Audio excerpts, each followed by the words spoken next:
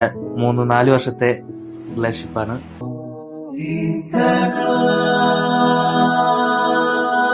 Easy ആയിട്ട് marriage നടന്നു. അതായത് പേരൻസിന്റെ ഭാഗത്തുനിന്ന് യാതൊരു പ്രഷറും ഇല്ലായിരുന്നു. അതാണ് ഇതിലെ ഏറ്റവും വലിയ, എല്ലാവരുടെയും പേടിയാണ് ലവ് മാരേജ് എന്ന് പറയുമ്പോ, അയ്യോ പേരൻസ് എന്ത് പറയുന്നു.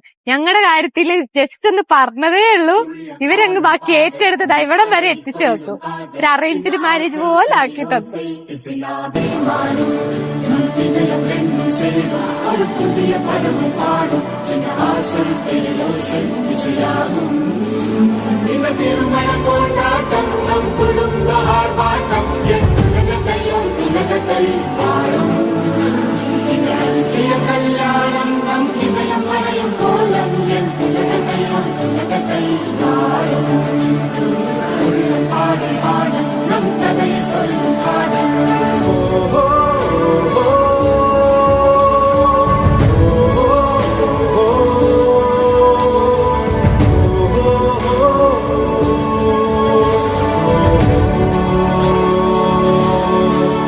ബ്രൈഡൽ ലുക്കിൽ കാണുമ്പോഴൊരു നോർമലി കാണുന്നതിനേക്കാൾ കുറച്ചും കൂടി ഭംഗിയുണ്ടായിരുന്നു കാണാൻ.